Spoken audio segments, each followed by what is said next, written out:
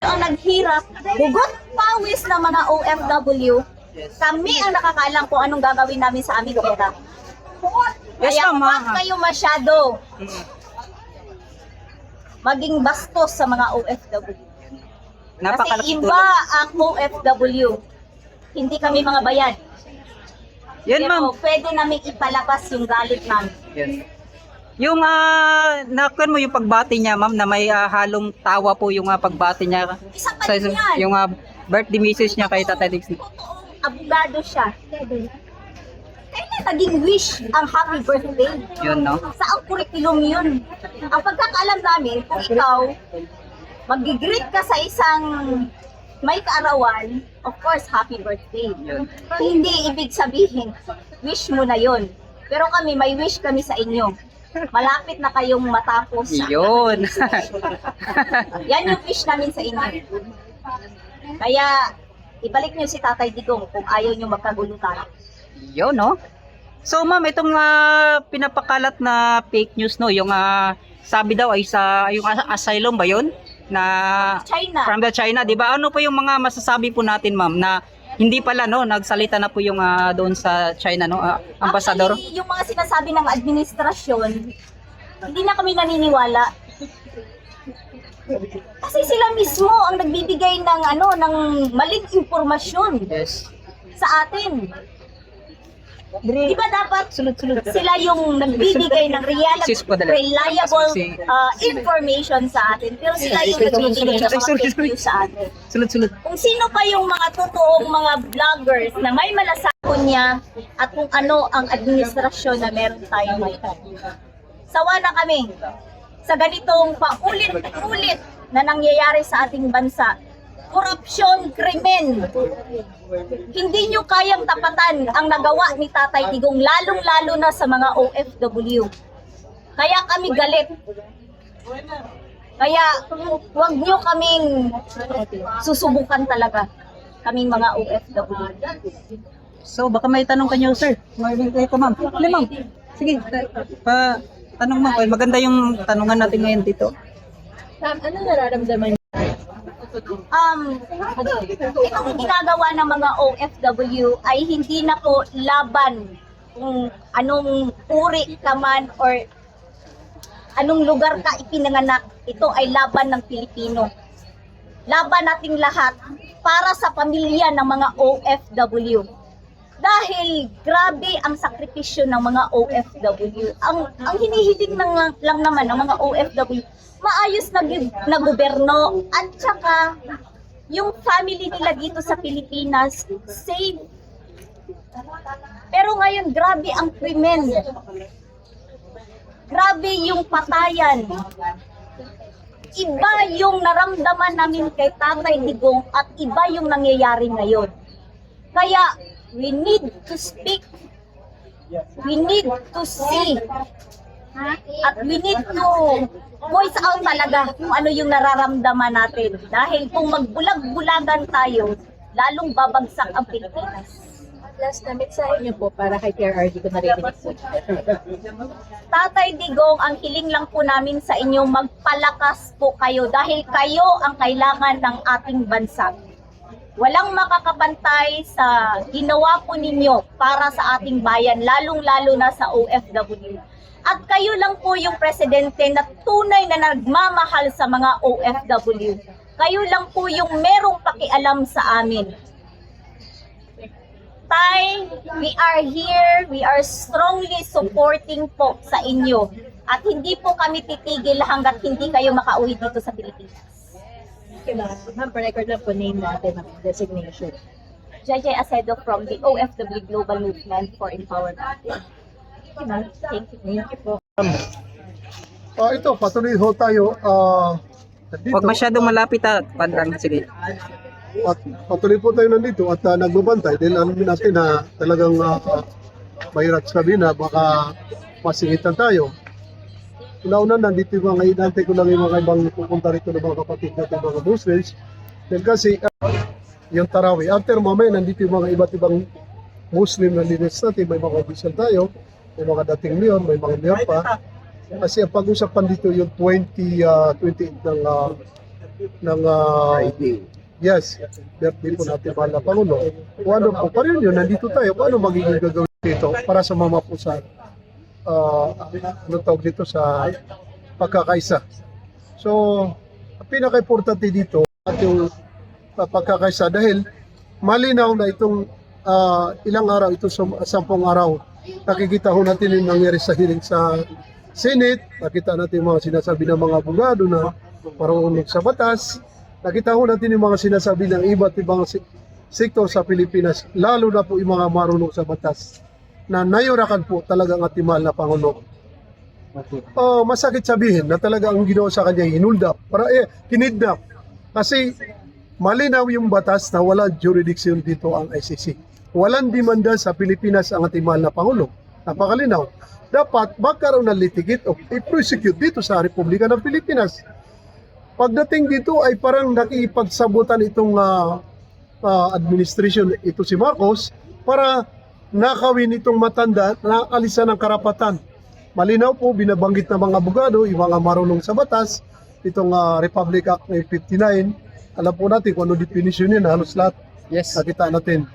Ibig sabihin, pag hinuli mo ang isang tao na talaga kung Interpol yan, yung red tag na sinasabi, ay dapat dumaan din sa due process ng batas, dalhin din sa tamang korte dahil sa DOJ o sa Supreme Court o sa RTC. So, talagang walang pagkakataon dahil nakaready na yung plano o kunin dito, kikidnap, dadalhin sa aeroplano, alisan ng karapatan, dadalhin sa ICC na hindi naman dapat makon. Sa tutulan, naging daan lang na ating mahal na Pangulo, swerte siya nga ang ginawa ng kalokohan ng gobyernong itong bangag.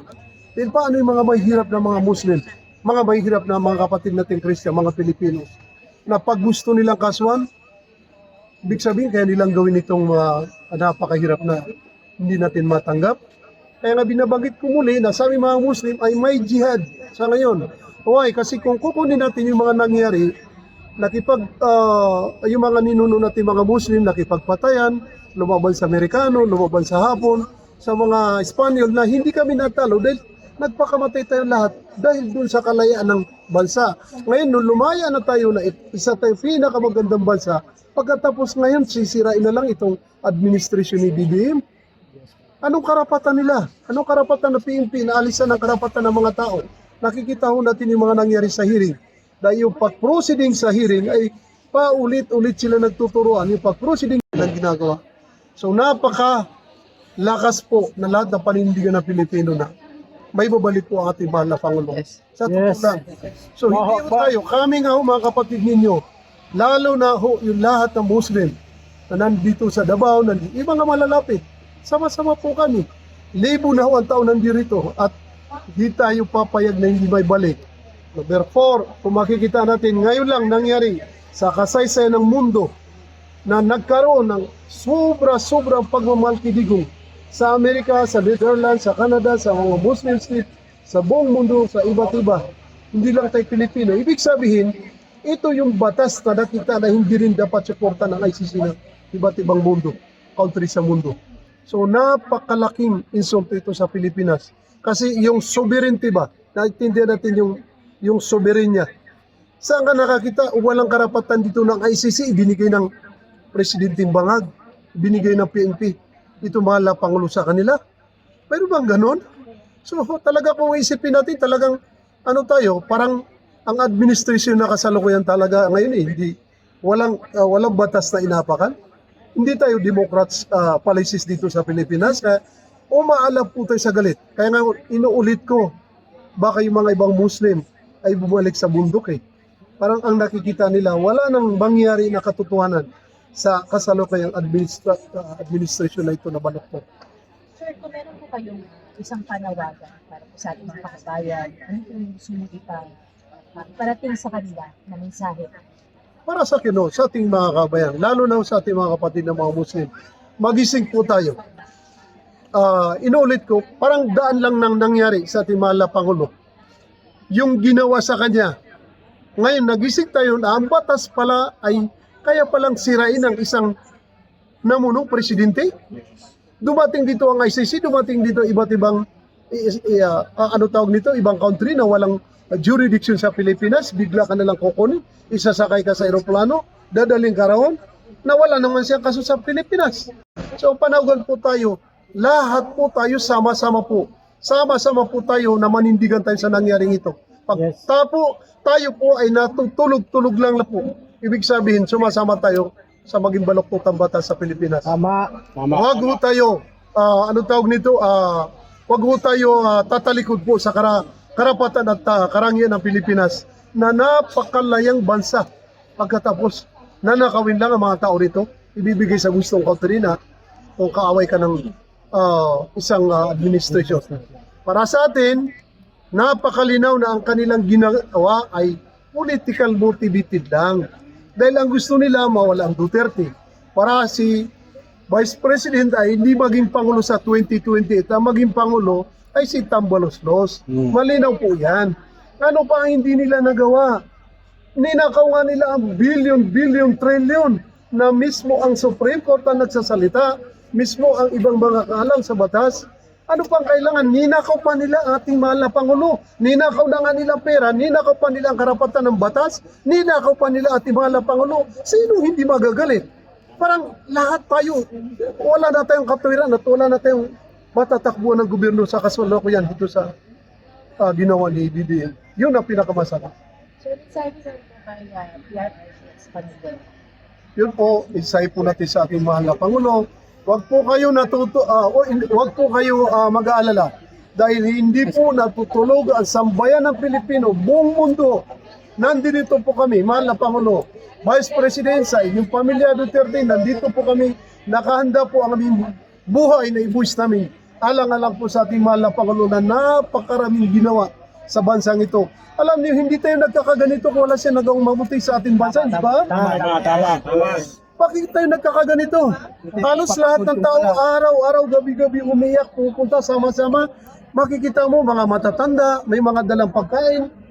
Kaya sinasabi nila, bayaran, walang bayaran dito. Lahat tayo sariling pera. Buhay nga Volunteer. Pagkatapos sasabihin Usang loob. na bayaran ng tao. Hindi ho. Malinaw na nayurakan ang pamilya Duterte, nayurakan ang batas sa Pilipinas, malinaw na baluktot ang administrasyon ni President Marcos. Malinaw po yan. Kaya ho tayo galit na galit mga Pilipino sa nangyari ito. So, pag hindi tayo sama-sama lumaban, parang walang kwenta po ang Republika ng Pilipinas. Tika lang po yan. Mahal naming Vice President, umasa po kayo na nandiyan kami lahat ng Pilipino. Hindi ho kami titigil hanggat hindi po natin makuha yung karapatan po ng pamilya Duterte sa ginawa nila sa ating pinakamamahal na Tatay Digong. Salamat po sa Duterte! Duterte! Duterte! Duterte! Bring him home! Bring him home! Yun. So, yan. Salamat, Sir Bong, ha? Salamat, Sir Bong. So, ito po yung nagaganap natin ngayon, no? Nagaganap ngayon. Dito po sa labas po ng bahay ni Tatay Diggs. So, talagang kapag ganitong oras ay nagsisilabasan at pumupunta dito sa bahay ni Tatay Diggs, no?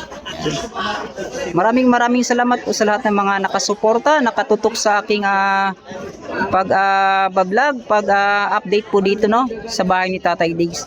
So maya-maya hintayin natin, baka mayroon na mga pumunta dito. Yun ay atin pong ma-interview, matanong kung ano yung mga kanilang mga hinaing at itong kanilang masasabi sa itong administrasyon ngayon. At itong yun nga po, sinabi nila pag-aresto kay Tatay Diggs. Yun, maraming salamat. Sana po ay lagi nyong let's pray lang po, no? At huwag po tayong mawalan ng pag-asa na si Tatay Digong ay makakauwi rin. Yun, maraming salamat at hanggang dito na lang, no? Yung OFWs movement na nandito. So nakita po nyo kanina yung kanilang saloobin din, no? Na isa sila sa mga dahilan kung bakit po umangat yung ating yung ating bansa dahil po sa kanilang tulong, no, mga remittance po. Yan.